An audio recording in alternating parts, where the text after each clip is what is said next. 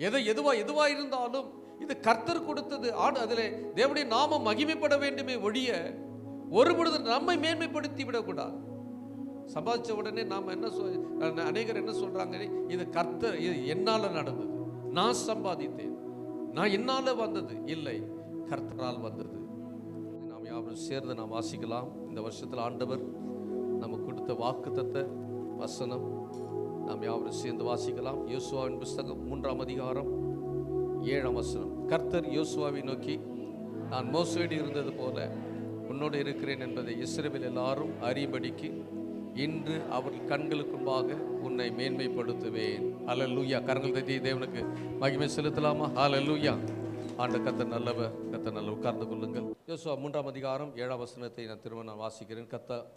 கர்த்தர் யோசுவாவை நோக்கி, நான் மோசேயோடு இருந்தது போல உன்னோடு இருக்கிறேன் என்பதை இஸ்ரவேல் எல்லாரும் அறியும்படிக்கு இன்று அவர்கள் கண்களுக்கு முன்பாக உன்னை மேன்மைப்படுத்துவேன். ஹல்லேலூயா. இது யோசுவாவுக்கு சொன்ன வார்த்தை, வாக்குத்தத்தமான வார்த்தை. இஸ்ரவேல் திரளான ஜனங்கள், கிட்டத்தட்ட 25 லட்சம் மக்கள் இருக்கிறாங்க. அவர்கள் கண்களுக்கு முன்பதாக உன்னை மேன்மைப்படுத்துவேன். ஆண்டவர் நமக்கு கொடுத்த வாக்குத்தத்தம் இது. இந்த உலகத்திலே, இந்த சமுதாயத்தில் வாழுகிற நம்மையும் கூட, இந்த மணப்பாறை எடுத்துக்கொண்டோம்னா ஒரு 2 லட்சம் பேர் இருக்கிறாங்க. நம்முடைய குடும்பத்தை சார்ந்தவர்கள் இருக்கிறார்கள் சொன்னால் விரல் விட்டு எண்ணக்கூடிய கொஞ்சம் பேர் இருக்கிறார். அவர்களுக்கு முன்பதாக ஆண்டவர் நம்மை மேன்மைப்படுத்த விரும்புகிறார். ஹல்லேலூயா. சொல்லுங்க, அவர்களுக்கு முன்பதாக, அவர்கள் கண்களுக்கு முன்பதாக என்னை மேன்மைப்படுத்துவார், என்னை மேன்மைப்படுத்தி வைப்பார். இது ஆண்டுடைய ஒரு செயல். ஆண்டவர் அது நம்ம மேலே வைத்த விருப்பத்தின்படி, நம்ம மேல் வைத்த அன்பின் நிமித்தமாய் ஆண்டவர் நமக்கு இதை செய்ய அவர் உண்மை உள்ளாய் இருக்கிறார். தேவனுடைய வார்த்தைகள் எப்பவுமே வல்லமையானது. பின்னாடி எல்லாருக்கும் கேட்குதா? பின்னாடி உட்காந்துருக்க எல்லாருக்கும் கேட்குதா? சரி. இது கர்த்தருடைய வார்த்தை. இந்த வார்த்தையிலே வல்லமை இருக்கிறது. தேவன் கொடுக்க வாக்குத்தத்தம் நிறைவானது. ஏராளமான வாக்குத்தத்தங்கள் கொடுக்கப்பட்டாலும் தேவன் பிரத்யேகமாக இந்த வருஷத்திலே நமக்கு கொடுக்கப்பட்ட வாக்குத்தத்தத்தின்படி ஆண்டவர் நமக்கு செய்தருளுவாராக. தேவன் தம்முடைய வார்த்தைகளினாலே நம்மை நிறைத்து நம்மை நடத்தி வருகிறார். ஒவ்வொரு வருஷம் நடத்துகிறார். இந்த வருஷம் ஆண்டவர் நம்மை நடத்துவார். தேவன் நம்மை கீழாக வைக்க விரும்பவில்லை, மேலாக்க விரும்புகிறார். மேலாக்கி நம்மை மேன்மைப்படுத்தி அழகு பார்ப்பதற்கு தேவனுக்கு ஒரு பெரிய விருப்பம் இருக்கிறது. அது தேவனுடைய பிள்ளைகள் யாராய் இருந்தாலும் அவர்களை ஆண்டவர் மேன்மைப்படுத்தி அவளை ஆசீர்வதிப்பது அவருக்கு சித்தமாக இருக்கிறது. நீங்கள் ஒருவேளை யோசிக்கலாம், என்னுடைய வாழ்க்கையிலே நான் என்ன செய்ய போகிறேன், எனக்கு என்ன கிடைக்க போகிறது, அல்லது இந்த மேன்மை வந்து விடாதா, இந்த மேன்மை எனக்கு கிடைத்து விடாதா என்ற ஏக்கத்தோடு ஒருவேளை நீங்கள் இருப்பீர்கள். ஆனால் தாழ்ந்து கிடக்கிற உங்களை ஆண்டவர் தூக்கி நிலைநிறுத்த வல்லவர். அதுதான் நீங்கள் பார்க்கிற மேன்மை. சிறுமைப்பட்டு இருக்கிறவர்கள் சிறுமைப்பட்டு இருப்பீர்கள், ஆனால் அந்த சிறுமையிலிருந்து ஆண்டவர்களை தூக்கி நிறுத்துகிறவர். படுகுழியிலிருந்து, உலையான சேற்றிலிருந்து எடுத்து கண்மலையின் மேலே உங்கள் கால்களை நிறுத்தி உங்கள் அடிகளை உறுதிப்படுத்தி அதனுடைய அடையாளம் மேன்மையை ஆண்டவர் அதை உங்களுக்கென்று வைத்திருக்கிறார். எனவே ஒருவேளை நீங்கள் யோசித்து கொண்டு இருப்பீர்களானால், கடந்த 25ஆம் வருடம் கடந்து போனது, இந்த வருஷம் எனக்கு எப்படி இருக்குமோ, என்ன நடக்குமோ, அல்லது நான் நினைக்கிற காரியம் எனக்கு ஜெயமாய் மாறுமோ என்று யோசிக்கிறீங்களா? இந்த வசனத்தை விசுவாசிங்க. கர்த்தர் உங்களை அநேகருக்கு முன்பதாக உங்களை மேன்மையாக வைப்பார். நீங்கள் ஒருபடும் தாழ்ந்து போவது இல்லை. ஆண்டவர் அந்த கிருபை ஆண்டவர் தந்து உங்களை ஆசீர்வதிப்பாராக.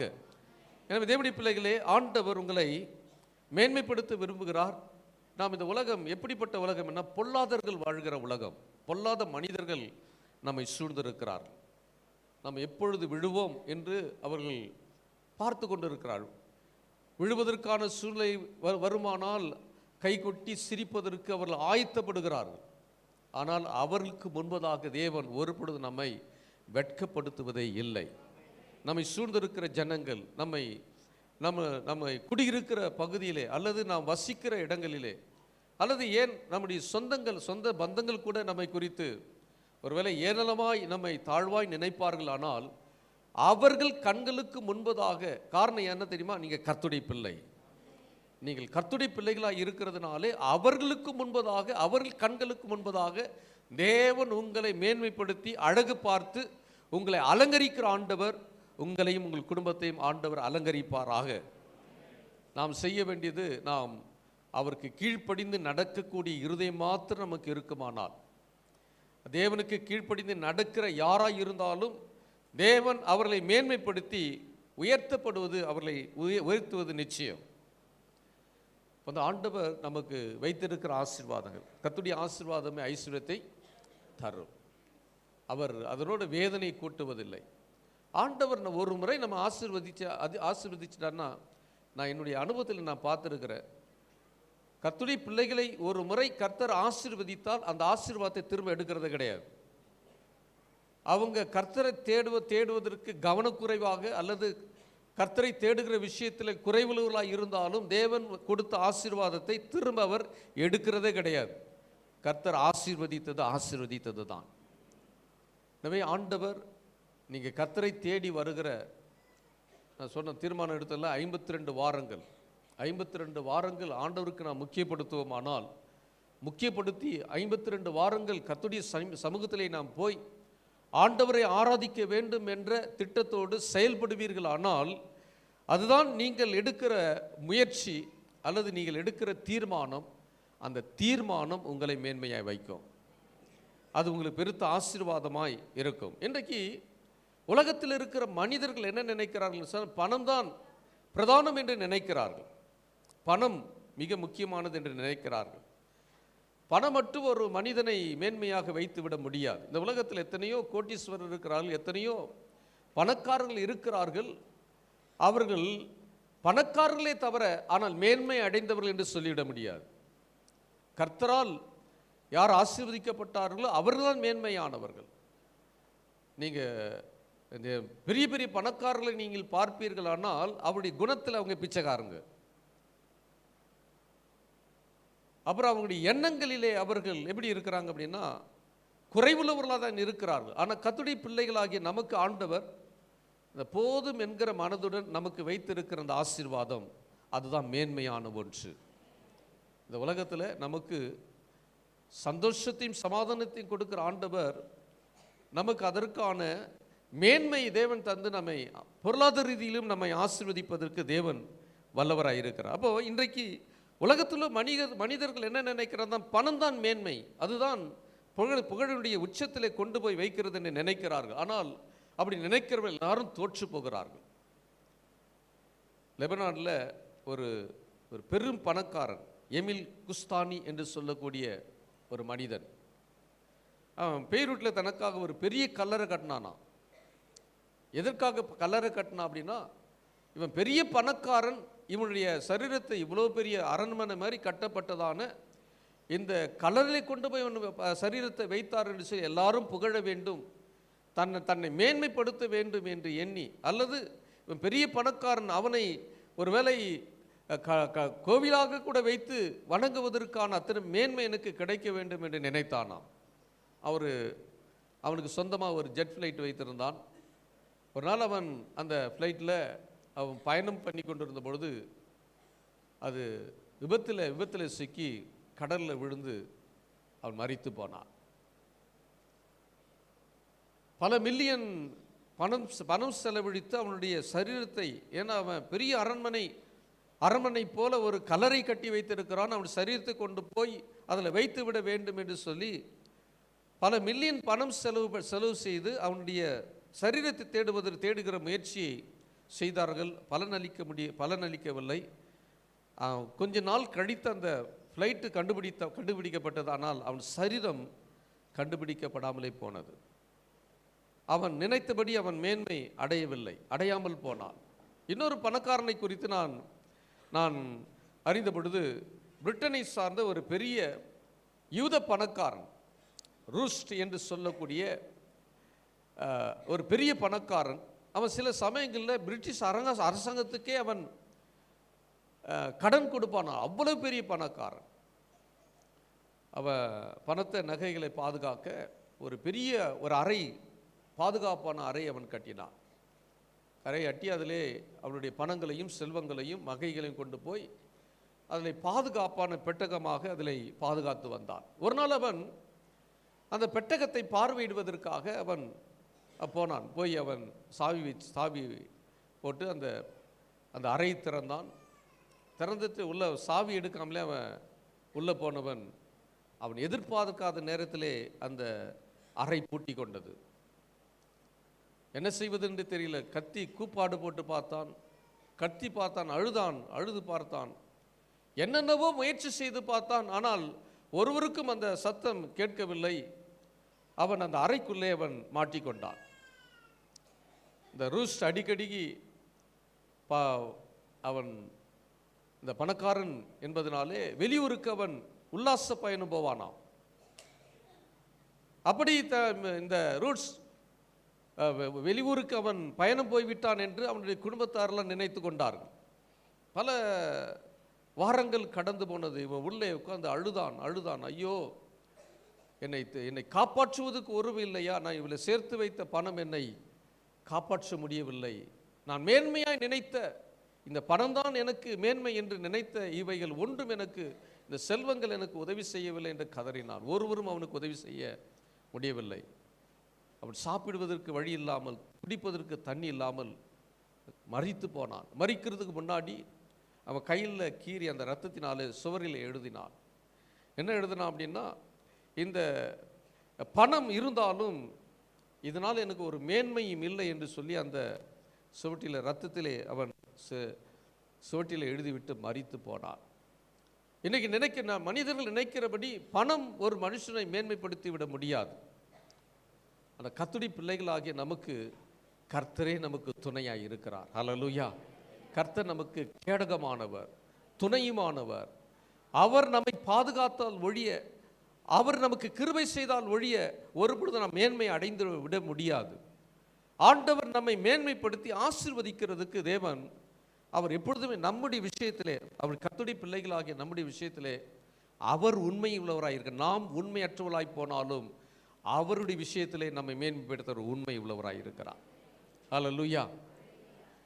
இந்த தேவனால் வருகிறதான மேன்மை எப்படிப்பட்டது என்பதை கொஞ்ச நேரம் வசனத்தை நாம் தியானம் செய்யலாம். உபாகமத்தின் புஸ்தகம், உபாகமம் 28ஆம் அதிகாரம் 1ஆம் வசனத்தில் இந்த வசனம் ஆரம்பிக்கும் பொழுதே நிபந்தனையோடு ஆரம்பிக்கிறது.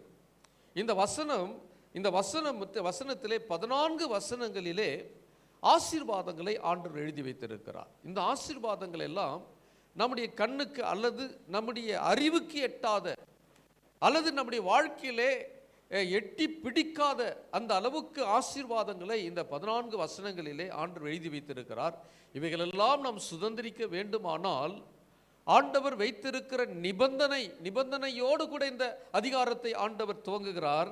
28ஆம் வசனத்தை, இன்று நான் உனக்கு விதிக்கிற உன் தேவனாகிய கர்த்தருடைய கட்டளையின்படி எல்லாம் செய்ய நீ கவனமாய் இருக்கும்படிக்கு அப்படி சத்தத்துக்கு உண்மையாய் செவி கொடுப்பாயானால், நல்லா கவனிங்க, உன் தேவனாகிய கர்த்தர் பூமியுள்ள சகல ஜாதிகளிலும் உன்னை மேன்மையாக வைப்பார். ஆமென் சொல்லுங்க. அல்லேலூயா, அல்லேலூயா. அவர் சொல்றபடியெல்லாம் நாம் செய்துட்டால், அவர் சொல்லுகிறபடியெல்லாம் நாம் கவனமாய் நடந்துட்டால், அவர் சொல்லுகிறபடியெல்லாம் செய்வதற்கு நம் இருதயத்தை நாம் திருப்பி விட்டால், ஆண்டவர் சொல்ற உன் தேவனாகிய கர்த்தர் இந்த பூமியில் உள்ள சகல ஜாதிகளிலும், என்ன யாரு? சகல ஜாதிகளிலும் உன்னை மேன்மையாக வைப்பேன். அப்படின்னா என்ன அர்த்தம் அப்படின்னா, உங்களுக்கு மேலே உங்களை ஏளனப்படுத்தக்கூடிய உங்கள் சொந்தக்காரவங்களை இருக்கலாம், அல்லது உங்களை ஏளனப்படுத்தக்கூடிய உங்களுக்கு மேலே பணம் படைத்தவர்கள் இந்த பூமியில் இருக்கலாம். அவர்களுக்கு முன்பதாக கர்த்தர் உங்களை மேன்மையை வைப்பார். எப்போ தெரியுமா? அவர் சத்தத்துக்கு நீங்கள் செவி கொடுப்பாயானால், அவர் சொன்ன கட்டளையின்படி நிறைவேற்றுவதற்கு இருதயம் அவர் பக்கமாய் திரும்புமானால், அவர் சொல்லுகிறபடி நீங்கள் நடப்பீர்களானால், உன் தேவனாகிய கர்த்தர் சகல ஜாதிகளிலும் உன்னை மேன்மையாக வைப்பேன் என்று ஆண்டவர் வாக்கு கொடுத்திருக்கிறார். அப்போ கர்த்தர் இந்த வாக்கு தத்துவம் தேவனுடைய கட்டளைகளுக்கு உட்பட்டது. அவருடைய வார்த்தையின்படி நடக்கும் பொழுது நிச்சயம் ஆண்டவர் மேன்மை அடைய செய்வார். நம்ம நிறைய நேரங்களிலே சிலர் புலம்புகிறது உண்டு.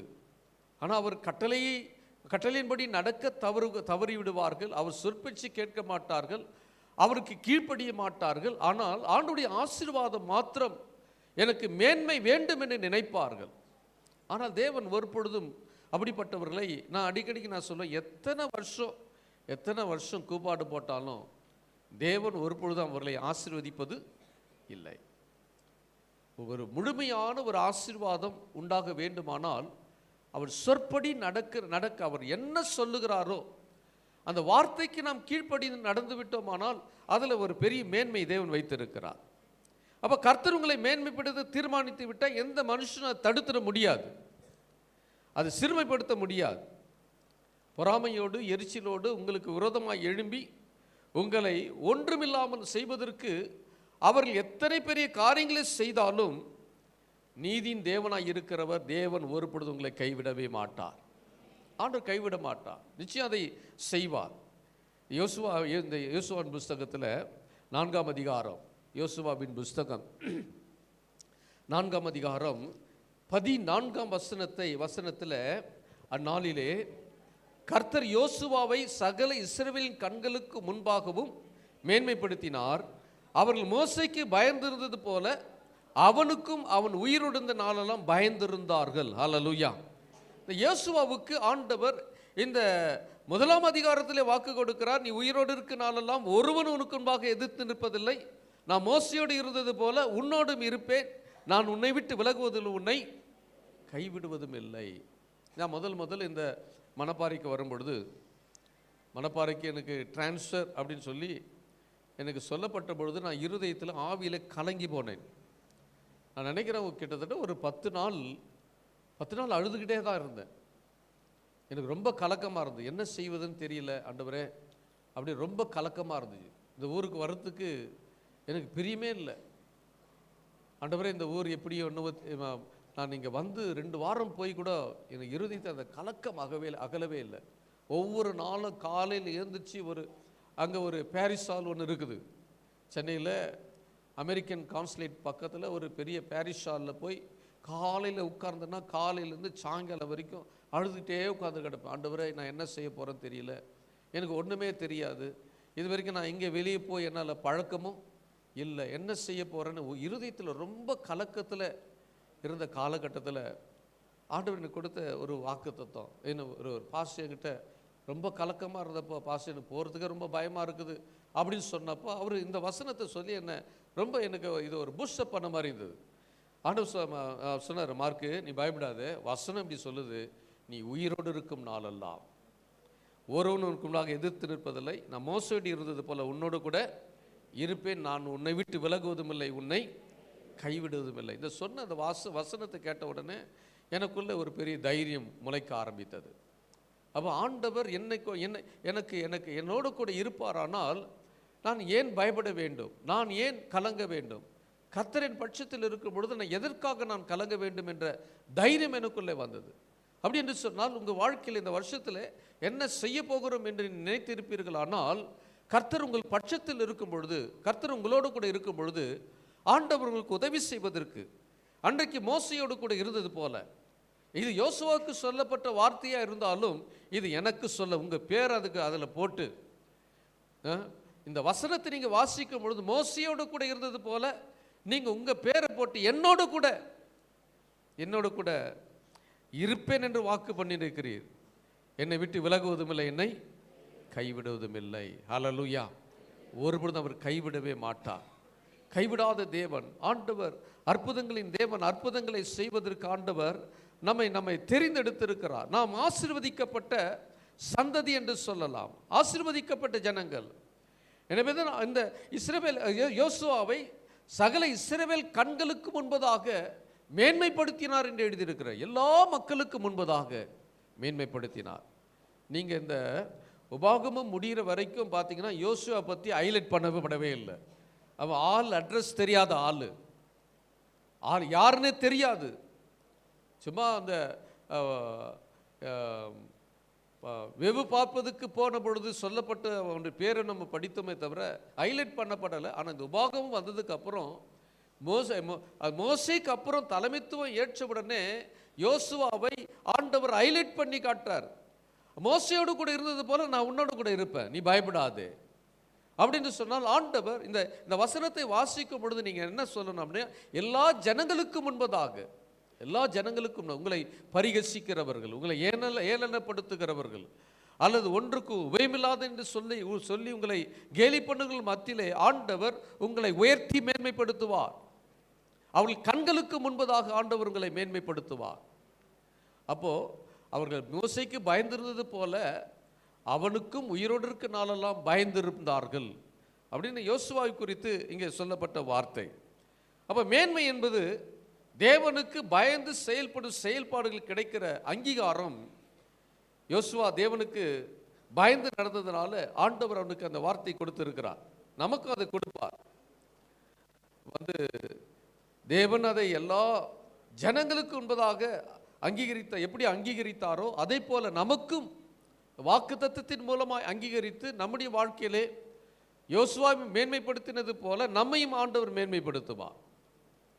அப்போ உங்களுடைய செயல்கள், உங்களுடைய வேலை, உங்களுடைய குடும்பம், பண விஷயத்தில் நீங்கள் உண்மையாக இருப்பீர்களானால், உங்கள் செயல்பாடு நீங்கள் என்னென்னலாம் செய்கிறீங்களோ, சின்ன காரியமோ பெரிய காரியமோ, அதில் நீங்கள் உண்மையாக இருப்பீர்களானால், உங்கள் வேலையில் நீங்கள் உண்மையாக இருப்பீர்களானால், அது உங்கள் குடும்பத்தில் நீங்கள் உண்மையாக இருப்பீர்களானால், நீங்கள் பண விஷயத்திலே நீங்கள் உண்மை உள்ளவர்களாக இருப்பீர்களானால், திருச்சபைக்கு நீங்கள் உண்மையாக இருப்பீர்களானால், கர்த்தர் உங்களை நிச்சயம் மேன்மைப்படுத்துவார். ஆமென் சொல்லுங்க. அல்லேலூயா. அதுதான் ஆண்டவர் நமக்கு முன்னே வைக்கிறதான என்னது ஒரு நிபந்தனை. சொல்லுங்க. நான் எப்பவுமே அடிக்கடிக்கு நான் சொல்லுவேன், ஒரு ஆண்டவர் ஒரு வாக்குத்தத்தத்தை கொடுத்தாரானால் நிபந்தனை இல்லாமல் அந்த வாக்குத்தத்தம் நம்முடைய வாழ்க்கையில் நிறைவேறுவது இல்லை. அப்போ இதெல்லாம் நம்ம செய்தோமானால், நான் நான் செய்கிற வேலையில் உண்மை. எத்தனை பேர் நீங்கள் வேலையில் உண்மையாக இருக்கிறீங்க? 8 மணி நேரம் வேலை அப்படின்னா எத்தனை பேர் நீங்கள் 8 மணி நேரம் வேலை செய்துட்டு வரீங்க? இல்லை ஓபி அடிக்கிறீங்களா? அது உண்மை இல்லாமல் இருக்கிறீங்களா? அல்லது பண விஷயத்தில் நீங்கள் உண்மை இல்லாதவர்களாக இருக்கிறீங்களா? அல்லது குடும்பத்திலே உங்கள் மனைவிக்கு அல்லது உங்களுடைய கணவனுக்கு, பிள்ளைகள், பெற்றோருக்கு நீங்கள் உண்மை இல்லாதவர்களாக இருக்கிறீர்களா?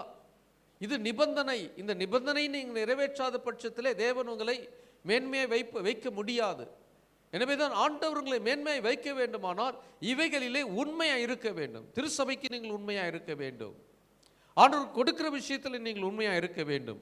அப்படி இருக்கும் பொழுது ஆண்டவர் உங்களை அங்கீகரிக்கும் பொழுது இந்த உலகத்தில் இருக்கிற மனிதர்களை எதிர்த்து நிற்க முடியாது. கர்த்தர் உங்களுக்காக யுத்தம் பண்ணுவார். அல்லேலூயா. ஆண்டவருக்காக நம்ம ஒரு காரியத்தை செய்யும் பொழுது கர்த்தர் நமக்காக யுத்தம் பண்ணி ஆண்டவர் நமக்கு ஜெயத்தின் மேலே ஜெயத்தை கொடுப்பார். ஏன்னா அவர் பேர் என்னன்னா அவருடைய நாமத்தில் ஒரு பேர், அவர் சேனைகளின் கர்த்தர். ஆமே. அல்லேலூயா. சேனைகளின் கர்த்தர் உனக்கு முன்னே சென்று எல்லா கோணலான வழிகளை செமைப்படுத்துகிறவர். அவர் சேனைகளில் கர்த்தராமே உனக்கு முன்னே போவார். முன்னே போய் எல்லாருடைய கண்களுக்கு முன்பதாக கர்த்தர் உங்களை மேன்மைப்படுத்துவார். எத்தனை பேர் விரும்புறீங்க ஆண்டவரை மேன்மைப்படுத்த வேண்டும் என்று? ஹல்லேலூயா. நீங்கள் அப்படி விசுவாசிக்கிறபடி அப்படியே ஆண்டவர் செய்வாராக. அப்படியே ஆண்டவர்களை மேன்மைப்படுத்துவாராக. சகல ஜனங்களுக்கு முன்பதாக பாருங்க. நீங்கள் உங்களுக்கு தெரியாமலே உங்களுக்கு கீழே குழியை வெட்டுகிற ஆட்கள் உண்டு. உங்கள் சொந்தக்கார கூட இருக்கலாம், அல்லது உங்களை சுற்றி இருக்கிற ரொம்ப க்ளோஸாக இருக்கக்கூடிய நண்பர்களாக கூட இருக்கலாம். உங்களுக்கு வெற்ற குழி, உங்களுக்காக ஒரு குழியை வெட்டி வச்சா உங்களை மேன்மைப்படுத்திட்டு யார் வெட்டினானோ அவன் அந்த குழியில் விழுந்து போவான். ஆண்டவர் அப்படிப்பட்ட அற்புதத்தை தம்முடைய ஜனங்களுக்கு செய்வார். இப்போ கர்த்தர் நம்மை மேன்மைப்படுத்துவதற்கு நம்மை கர்த்தர் மேன்மைப்படுத்த ஒரு தருணம் இருக்கிறது. ஒரு தருணத்தை ஆண்டவர் கொடுத்திருக்கிறார். எஸ்தர் புஸ்தகத்தில் 6ஆம் அதிகாரம், எஸ்தர் 6ஆம் அதிகாரத்தில் 3ஆம் வசனம்.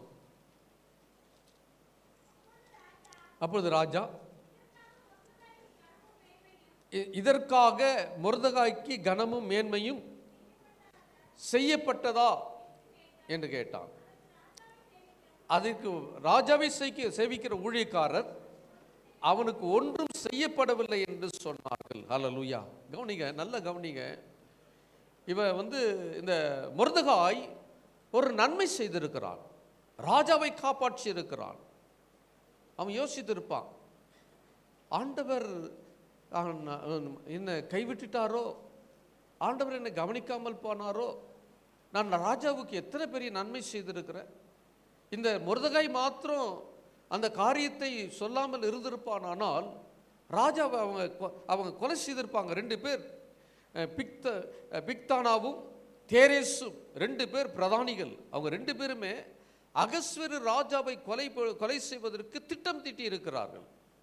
இந்த காரியத்தை மொர்தெகாய் மாத்திரம் அறிவிக்காமல் இருந்திருந்தால் ஒருவேளை அகஸ்வேரு ராஜாவை கொலை செய்திருப்பார்கள். இந்த காரியத்தை அகஸ்வேரு ராஜாவுக்கு சொன்ன பொழுது இந்த மொர்தெகாய் என்ன நினைச்சிருப்பான்னா, இவ்வளோ பெரிய உதவிய ராஜாவுக்கு சொல்லியிருக்கிறேன்னு எனக்கு எவ்வளோ பெரிய வெகுமதி கொடுக்க போறார் அப்படின்னு நினைச்சிருப்பான். இல்லை, பெரிய வெகுமதி கொடுப்பார் அல்லது என்னை உயர்த்தி இருப்பார்.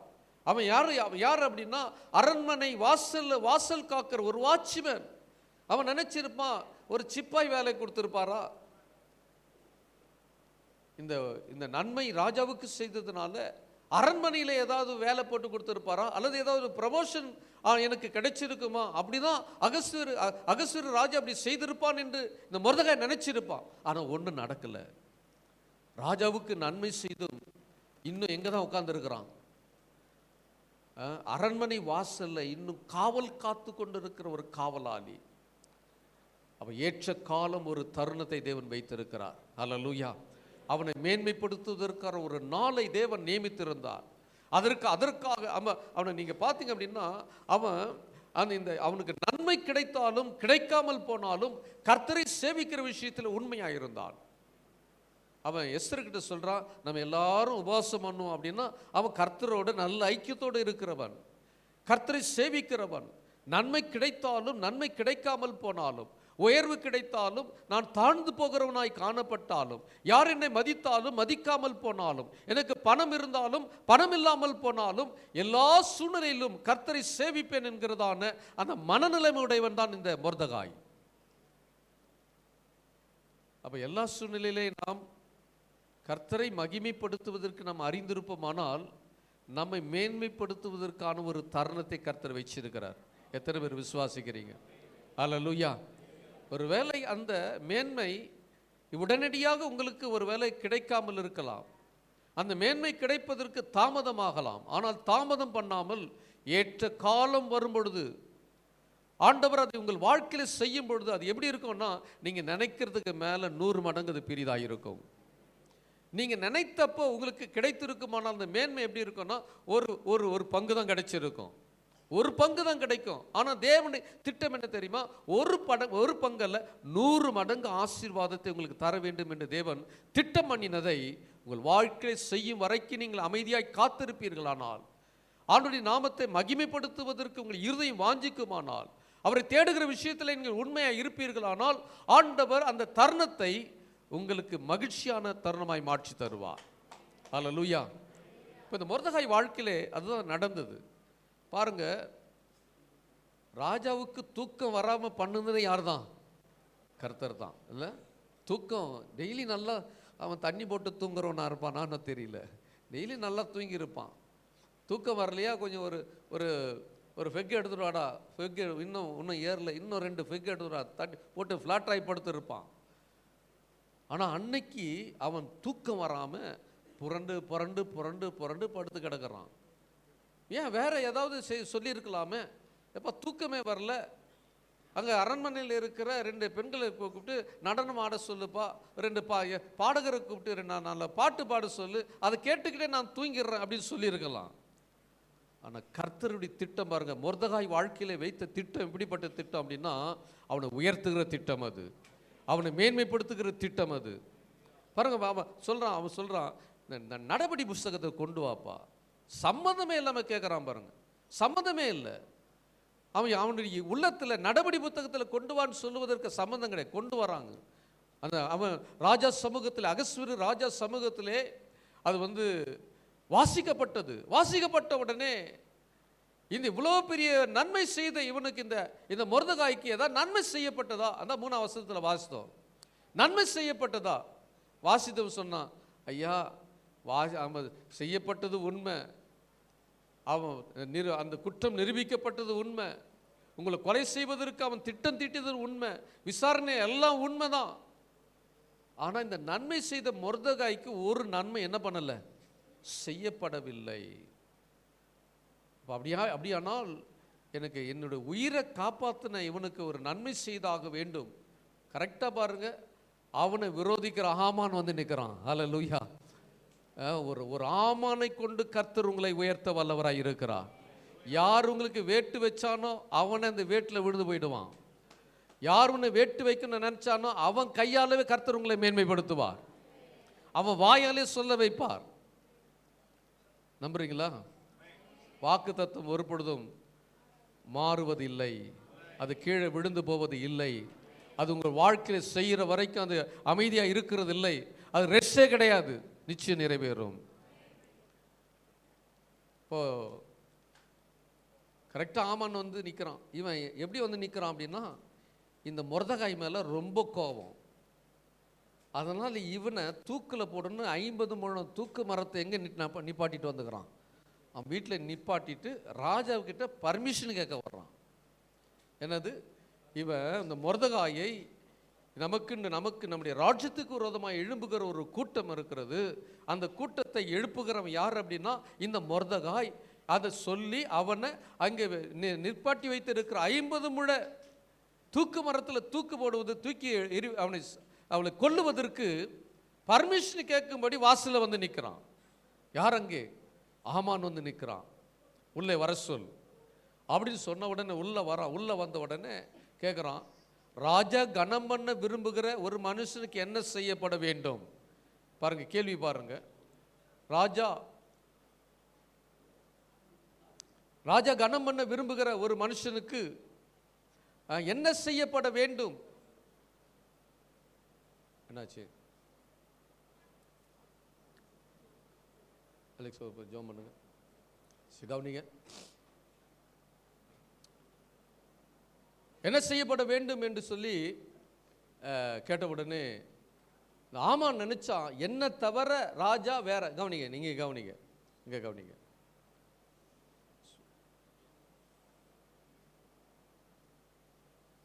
இயேசுவின் நாமத்தினாலே பொல்லாத பிசாசே போ, இயேசுவின் நாமத்தினால.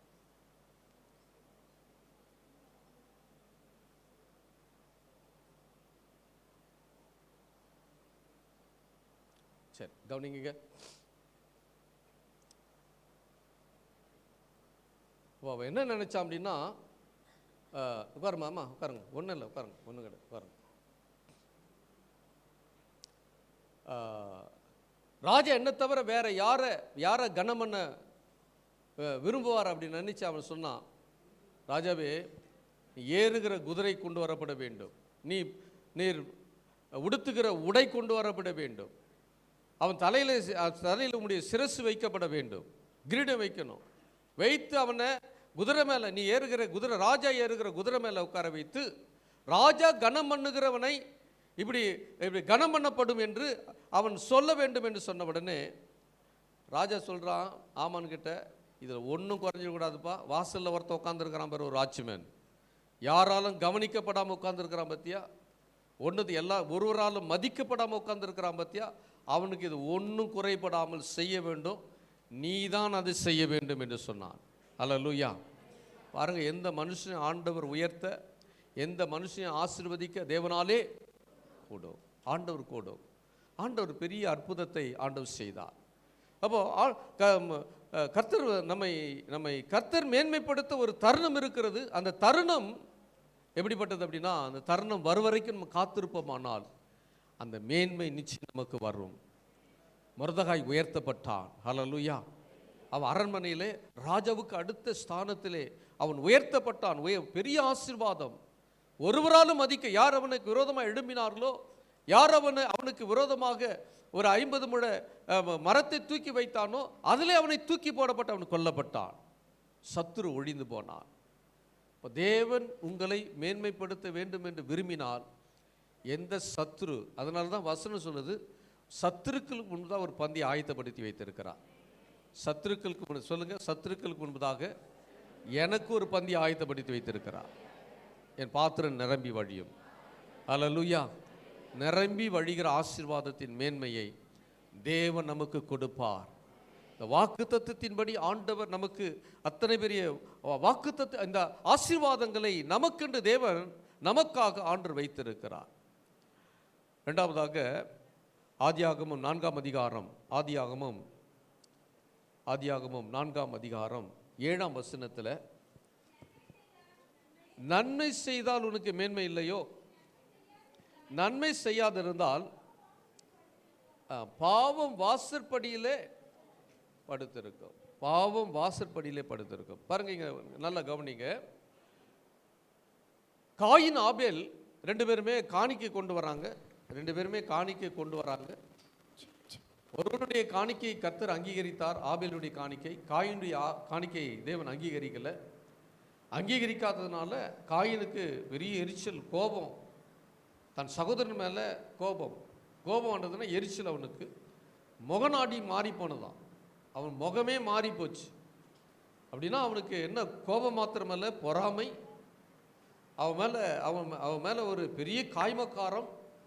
கர்த்தர் அவனுடைய காணிக்கையை அங்கீகரித்து விட்டாரே என்கிறதான பொறாமை கோபத்தினால அவன் முகநாடி வேறுபட்ட பொழுது ஆண்டவர் காயினை பார்த்து கேட்கிறார், நீ நன்மை செய்து மேன்மை இல்லையோ, நீ காணிக்கை செலுத்தியோ, நீ எனக்கு காணிக்கை கொண்டு வந்தோம், உனக்கு மேன்மை கிடைக்கலையா?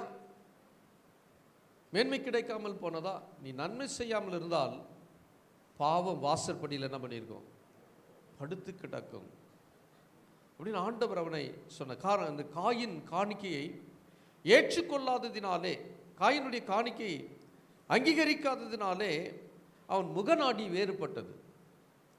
அவன் நாம் நன்மை செய்தும், ஒருவேளை யோசிக்கிறீங்களா, உள்ளத்தின் ஆழத்திலிருந்து ஒரு காரியத்தை நீங்கள் செய்ய மறந்திருப்பீர்களானால், அல்ல உள்ளத்தின் ஆழத்தை நீங்கள் செய்ய தவறி இருப்பீர்களானால், நான் செய்தும் எனக்கு ஒன்றும் கிடைக்கவில்லையே, நான் இந்த காரியத்தை செய்தும் எனக்கு ஒரு நன்மை கிடைக்கவில்லை என்று நினைக்கிறீங்களா?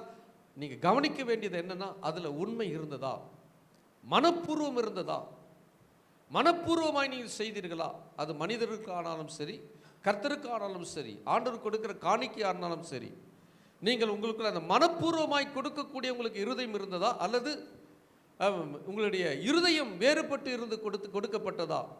இதை நீங்கள் கவனிக்க தெரியும் பொழுது அதை தேவன் ஒருபொழுது அங்கீகரிப்பது இல்லை, அதில் மேன்மை தேவன் கொடுப்பதும் இல்லை. அப்படிதான் காயினுடைய காணிக்கை தேவன் அங்கீகரிக்கப்படாமல் போன பொழுது அவன் முகநாடி என்ன பண்ணுச்சு, வேறுபட்டது. அப்புறம் இன்னும் நாம் மேன்மைப்படக்கூடியாத ஒரு காரியம் இருக்கிறது. சங்கீதங்களின் புஸ்தகம் 20ஆம் சங்கீதம் 7ஆம் வசனத்தில் சிலர் ரதங்களை குறித்தும் சிலர் குதிரைகளை குறித்து மேன்மை பாராட்டுகிறார். நாங்களோ எங்கள் தேவனாகிய கர்த்தருடைய நாமத்தை குறித்தே மேன்மை பாராட்டுவோம். ஹல்லேலூயா. நம்ம பணத்தை, நமக்கு எத்தனை ஆயிரங்கள் எத்தனை லட்சங்கள் நமக்கு வந்தாலும், எத்தனை செல்வங்கள் இருந்தாலும், எவ்வளோ பெரிய மேன்மை நமக்கு இருந்தாலும், கர்த்தருடைய நாமத்தை அல்லாமல் வேற ஒன்றை நம்முடைய வாழ்க்கையில் மேன்மைப்படுத்தி விடவே கூடாது. ஹல்லேலூயா. பணம் கொடுத்தாரா, இது கர்த்தர் கொடுத்தது, என்னுடையதுன்னு சொல்லிடக்கூடாது, இது எனக்குரியதுன்னு சொல்லிடக்கூடாது, இது கர்த்தர் கொடுத்தது. அது வீடாக இருக்கட்டும், பணமாக இருக்கட்டும், செல்வமாக இருக்கட்டும், எதாக இருக்கட்டும், எதுவாக இருந்தாலும் இது கர்த்தர் கொடுத்தது. அதில் தேவனுடைய நாமம் மகிமைப்பட வேண்டுமே ஒழிய ஒரு பொழுது நம்மை மேன்மைப்படுத்தி விடக்கூடாது. சம்பாதிச்ச உடனே நாம் அநேகர் என்ன சொல்கிறாங்க, இது கர்த்தர், இது என்னால் நடந்தது, நான் சம்பாதித்தேன், நான் என்னால் வந்தது இல்லை, கர்த்தரால் வந்தது. அதனால தான் இந்த சங்கீதக்காரன் சொல்ல, சிலர் ரதங்களை குறித்து மேன்மை பாராட்டு, எனக்கு ரதம் இருக்கிறது என்று மேன்மை பாராட்டுகிறார். கார் இருக்கிறது, ரதம் அந்த காலத்தில் ரதம், இன்னைக்கு என்னது, கார் இருக்குது, பங்களா இருக்குது, வீடு இருக்குது, அதை குறித்து மேன்மை பாராட்டுகிறார்கள். சிலர் குதிரைகளை குறித்து மேன்மை பாராட்டுகிறார். நாங்களோ சொல்லுங்க, நாங்களோ தேவனாகிய கர்த்தருடைய நாமத்தை குறித்து மேன்மை என்னைக்கு நாம் கர்த்தருடைய நாமத்தை மேன்மை பாராட்டுகிறோமோ அந்த மேன்மை நம் தலை மேலே வந்து விழும். ஹல்லேலூயா. அந்த மேன்மை நமக்கு தருவார். தேவனை மகிமைப்படுத்த தேவன் நம்மை மகிமைப்படுத்துவார். நம்மை மகிமைப்படுத்தி தேவன் நம்மை ஆசீர்வதிப்பார். அப்போ தேவனால் வருகிற எல்லாமே மேன்மையானது. தேவன் உங்களை வருகிற வருஷத்தில் மேன்மைப்படுத்துவார். எத்தனை பேர் விசுவாசிக்கிறீங்க? மேன்மைப்படுத்துவாரா? நிச்சயம் மேன்மைப்படுத்துவார். கண்டிப்பாக உங்களை கர்த்தர் ஆசீர்வதிப்பார். இத்தனை காலம் நீங்கள் தேவனுக்காக அர்ப்பணித்து வாழ்வதை தேவன் ஒருபொழுதும் மறக்கலை. கடந்த வருஷம் நீங்கள் ஆராதனைக்கு வந்தது, ஆண்டவருடைய சமூகத்தில் ஜெபித்தது, ஆண்டவருக்கு கொடுத்தது, இதை ஒரு பொழுதும் கர்த்தர் மறக்கவே மாட்டார். அதற்கான மேன்மை தேவன் நன்மணி இருக்கிறார், வைத்திருக்கிறார். நீங்கள் ஒரு ஏழைக்கு நீங்கள் ஒரு காரியத்தை நீங்கள் செய்திருப்பீர்களானால் அதையும் தேவன் மறக்கிறது கிடையாது. அதற்கான பிரதிபலன் மேன்மை நிச்சயம் உண்டு. அப்போ தேவனுக்காக அர்ப்பணித்து வாடுகிற தேவன் மறக்கலை. உங்கள் வாழ்க்கை, உங்கள் குடும்பம், உங்கள் பிள்ளைகளை தேவன் ஒரு பொழுதும் மறக்க மாட்டார்.